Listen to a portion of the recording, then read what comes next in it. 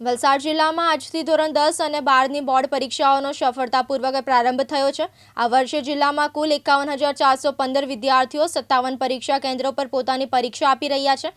પરીક્ષાઓ 154 ઇમારતોમાં આવેલા કુલ 1,854 બ્લોકમાં યોજાઈ રહી છે। પરીક્ષાની પારદર્શિતા અને સુરક્ષા સુનિશ્ચિત કરવા તમામ પરીક્ષા બ્લોકને સીસીટીવી કેમેરાથી સજ્જ કરવામાં આવી।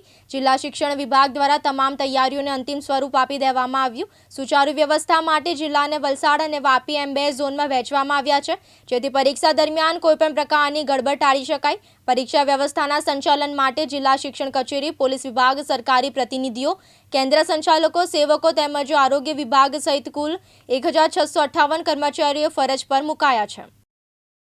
જી સૌને નમસ્કાર। આજથી શરૂ થતી આપણી 10મા અને 12માની જે બોર્ડ એક્ઝામ છે એના માટે દરેક વિદ્યાર્થીઓને અમારા તરફથી ખૂબ શુભકામનાઓ। તમે સારી રીતે પરીક્ષા શાંતિથી આપો અને પરીક્ષામાં ઉત્તીર્ણ થાઓ એવી શુભકામના તમને આપે છે। સાથે સાથે આ પરીક્ષા દરમિયાન કોઈપણ જાતનો તણાવ હોય કે કોઈપણ જાતની બીજી હેરાનગતિ કે પરેશાની હોય તો અમારી ટીમને તમે સંપર્ક કરો।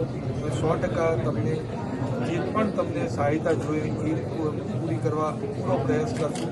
અને સાથે આના પછી આગળ આપણે કઈ રીતના ભણતર કરી શકીએ એના માટે કાઉન્સિલિંગની જરૂરત હોય તો એના માટે પણ તમને અમે મદદ કરશું।